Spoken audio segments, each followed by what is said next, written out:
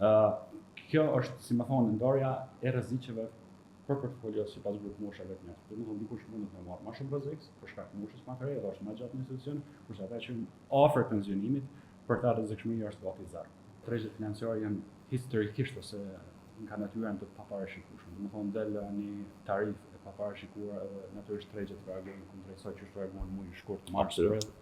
Mirë po mandej me kalimin e kohës kur shikon me fat gjatë, natyrisht gjithmonë, edhe kjo është, si më thonë, strategjia jonë investuese. Ne nuk investojmë thonë për vitin pasues. Strategjia jonë është strategjike në sens që është 5 vite tutje, nëse shikoni edhe strategjinë që e kemi të publikuar në përfaqe, është diçka që e kemi të sistemuar si të tillë. Nëse keni vrejt tarifat tek tarifat, për shembull, kemi reduktim të tarifave, rritje të aseteve, reduktim të tarifave edhe performancë të mirë.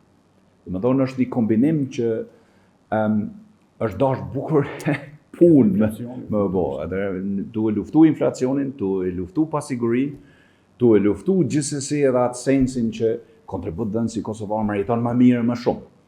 Edhe unë po besoj që në pozicion tarifa investuese për shembull janë 0.30%, përderisa operacionale 0.047%. Domethënë historikisht më të ulta që kanë ekzistuar ndonjëherë.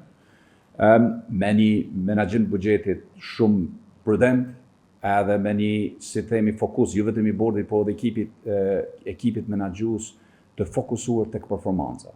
Edhe mos harrojmë se si institucion historikisht e mbartim qatë mandat edhe e kemi për detyrim, por nga njerë duhet me dalë edhe jashtë likurës tënde, në mënyrë që, si që thash me herët, është shumë e vështirë me operu me një sistem ose me një ekosistem unë e quaj, ku je i pozicionuar me mandat të jesh pasiv, përderisa këtë kohën je i preokupum që ky pasiviteti ndoshta me disa taktizime të vogla mund të arrit pak dinamiken, edhe kjo është rezultati.